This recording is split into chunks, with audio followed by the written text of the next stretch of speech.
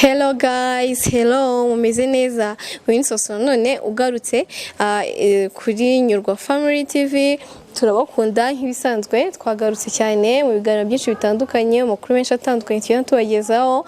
Tubibutsa none comments ni ingenzi, share na subscribe, turabakunda cyane. So uyu munsi tubazaniye umutumirwa wacu atangira yibwira abadukurikiye. Nitwa Murindabigwi Eri. Yego. Cyangwa se Bigwi. Okay, Bigwi umeze neza? Kutugane. Nuko nguko bigenda. Nuko ukora? Iyo umuntu atangiye gusaza aratuza. Oya cyangwa nukwera hari ikizuba bitameze neza. Wapi ni icyaka man, ni icyaka. Icyaka cyane. Abasaza cyane njya nkunda ukubona bafite icyaka mu gitondo na igihe cyose ngo bafite icyaka. Shaka bisa tuba dufite icyaka kuko tuba twarakoresheje imbaraga nyinshi, ubu ngubu nibwo zitangiye kugaruka. Ubwo tugiye kuzisha kino gihe ubu noneho uri kwera ufite ibyaka ingahe imbere. Sinkubeshye niba wowe hari uguzi Papa Paul wa kabiri. Haryo uvuyeho no aho yahubwo uriho. Uriho no kangahe? Uriho ngira ngo ni François Benedicte ngira ngo. Sibyo ra? Muri bazatubwira. Nawe nabyizi. Icyo nzi cyo uriho ndumva ari ntago mwibuka neza ariko Papa Paul wa kabiri igihe yaziye mu Rwanda nugera mu rugo baza umuntu mukuru Papa Paul wa kabiri yaziye mu Rwanda ryari ni kera ariko ndibuka ko icyo gihe nijyanye kuri kaburimbo kureba indege ye. Yego. Iba nko bibiri gutyo. Kare. Kimwe nabaga ni mu 1990. Wari umwana cyane. Anacungaga ikigurudumu mu muhanda. Ni Francis. Ndamwibutse. Wonde yitwa? Ndamwibutse ni Francis. Umwibutse kano kanya. Yaje cyane ariko nawe warukira umwana. Warukira umwana cyane. Oya iyo umwana ucunga ikigurudumu aba ari mukuru. Umwana ucunga ikidurugumu uziko afite nk'imyaka ikigurudumu uziko afite sinka cya kiboro se cy'amapine. Yego ndakizi. Ari mukuru rero.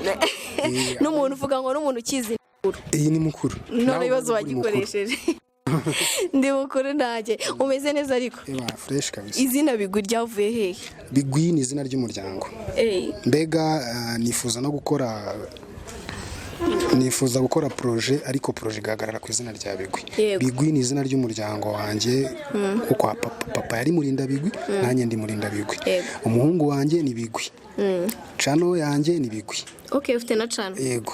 Company yanjye cyangwa se ibyo nzakora byose bizajya bishingira ku izina Bigwi. Yego.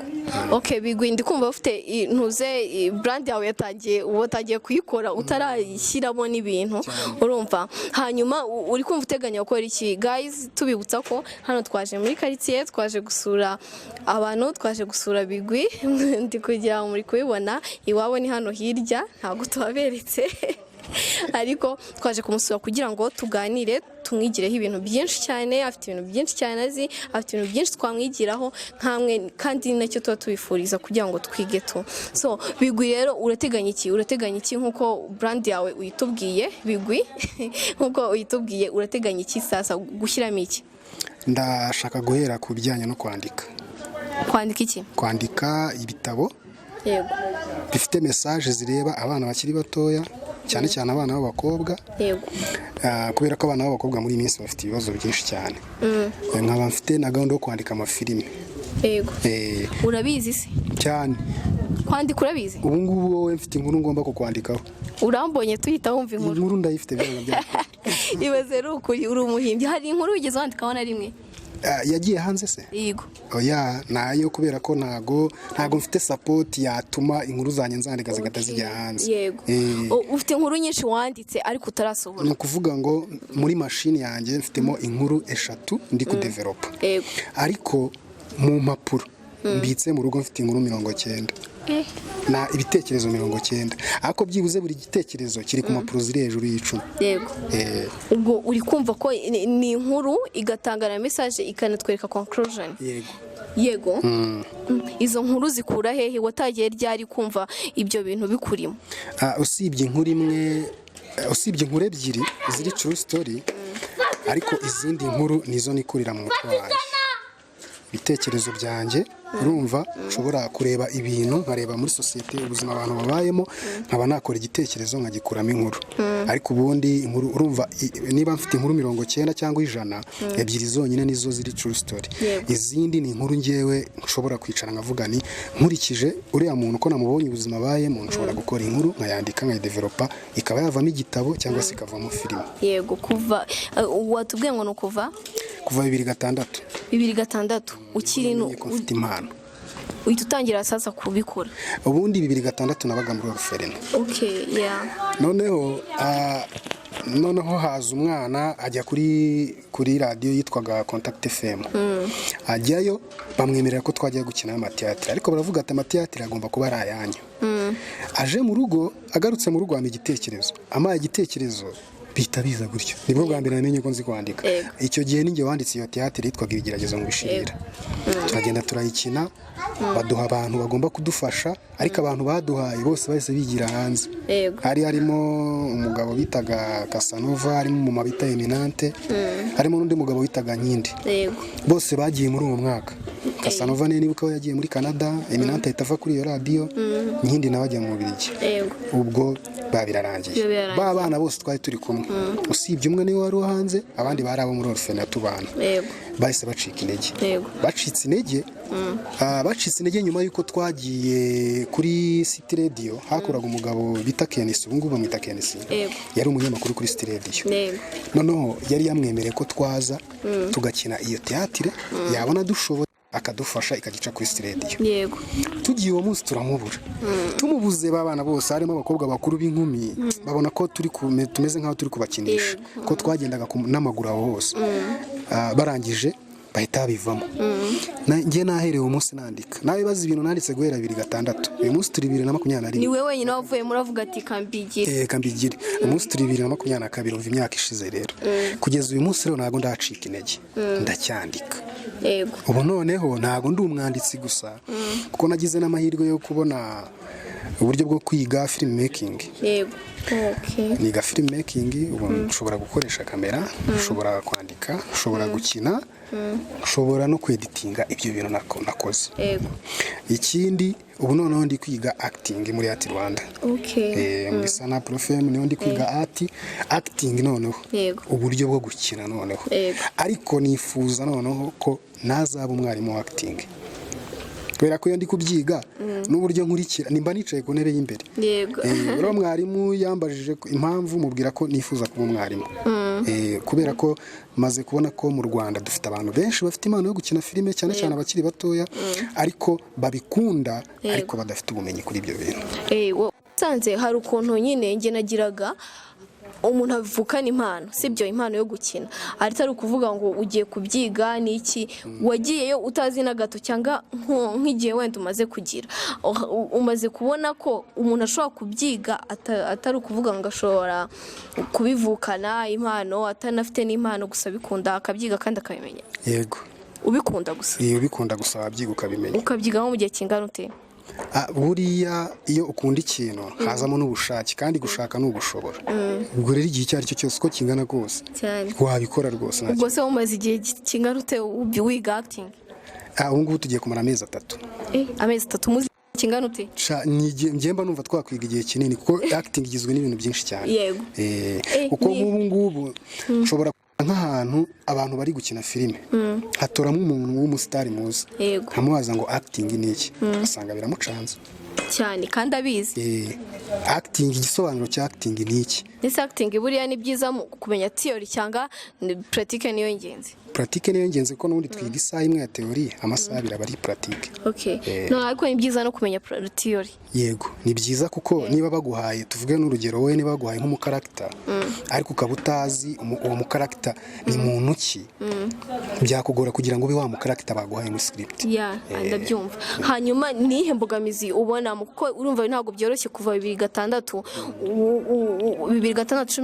2006 uri muri iyo kote yo kuvuga kwandika amateatre inkuru iki nize mbogamizi zirimo?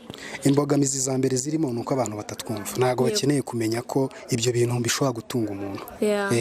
Noneho indi mbogamizi inakomeye cyane abantu bamaze kugira platform muri sinema nyarwanda cyangwa se bamaze kuba abasitari ntabwo bakeneye kumva babandi bari hasi.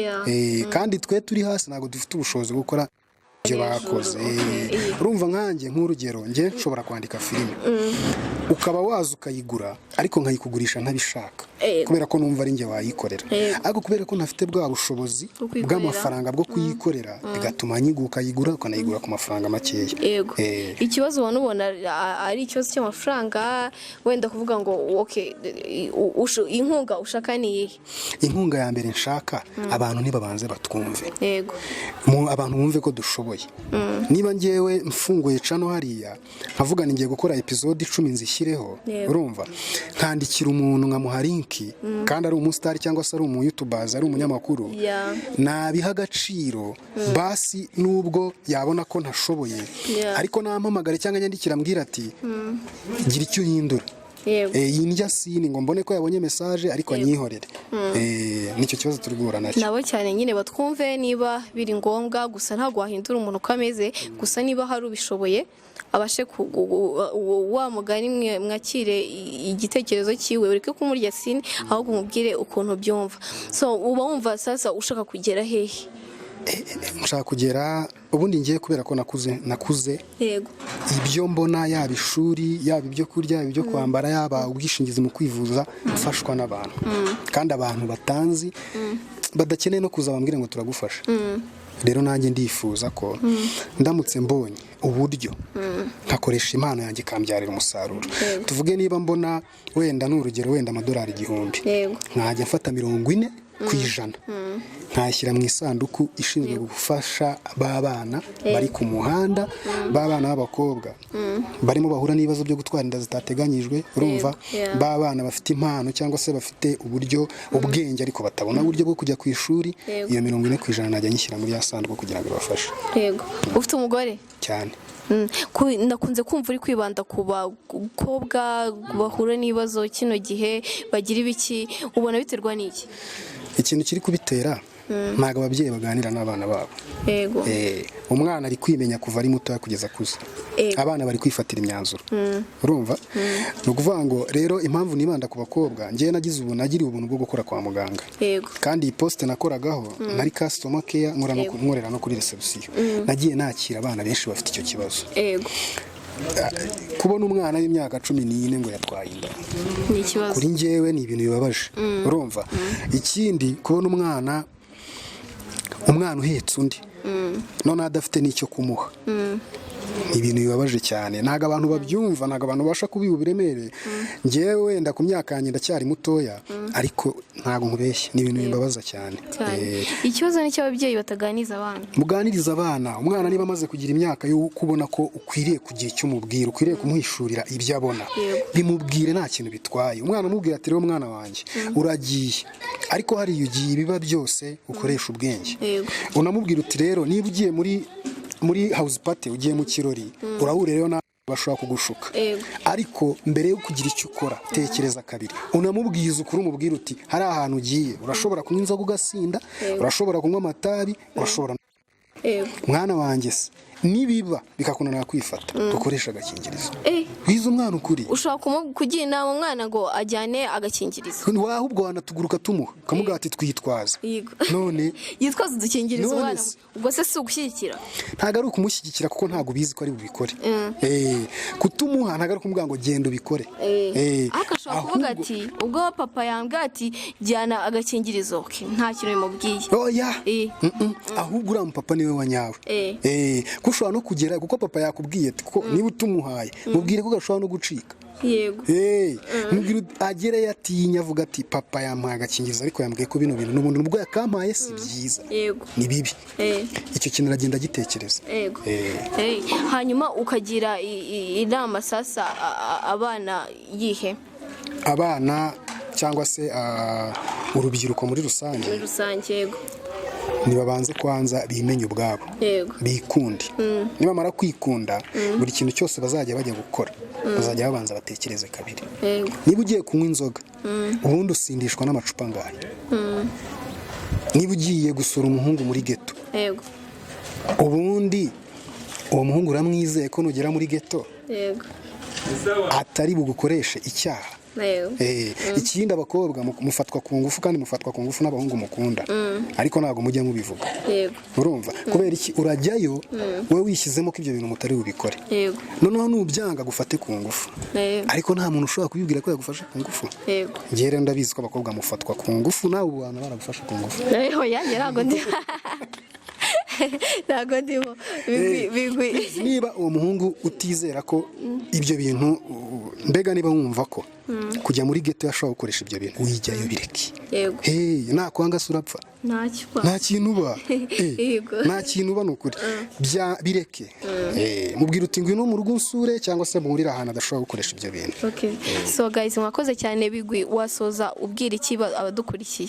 Abantu badukurikiye rero, icyambere nababwira mukore subscribe, mukore share na like, muduhe na comment. Ikindi, niba hari umuntu usobanutse nkanjye ureba ino channel washyizemo imiyaga ukantera inkunga ko nyine inkunga yawe, sibyo rata? Washyizemo imiyaga nk'ubu kwandika igitabo kikaguma mu mapuro, nafite ubushobozi bwo kujya mu icapiro ngo bagicape kandi uri hari ushobora kumfasha, byakumarira iki kweri? Please, ubufasha bwanyu kabisa. Ushaka Bigwi sasa wamubonerayo. Bigwi rero umushaka ntuye mu mudugudu wa Gapfupfu. Umudugudu si ubwa mbere wumvishe? Ni ubwa mbere. Nawe ni ubwa mbere wumvishe? Umudugudu wa Gapfupfu mu murenge wa Nyakabanda ya mbere, ako ni akagari.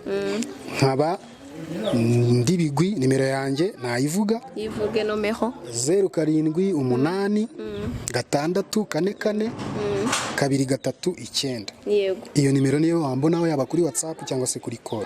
Platform njyewe nkoresha Facebook, nitwa Murindabigwi Eri. Yego. Instagram nitwa Murindabigwi Eri. Yego. YouTube watubwiye ngo YouTube ni Bigwi TV show. Yego. Hari ikiganiro y'ibice 4, ikiganiro cyitwa Abari Bato. Abari Bato ni ikiganiro cyo kugira inama urubyiruko. Ni ikiganiro njyewe nshobora gufata umukobwa n'umukobwa abakiri bato under 18 bakirekura bakavuga ibibazo byabo. So guys, mukurikire Bigwi TV show, sibyo? Bigwi TV show. Ushaka kumwandikira ni Murindabigwi Eri, Murindabigwi Eri kuri Facebook, Instagram ni Murindabigwi Eri. Yego, na nomero yazivuze muraza kuzumva. So mwakoze cyane kudukurikira. Bigwi wakoze cyane. Mwakoze nawe. So mwakoze cyane rero guys, turabakunda cyane.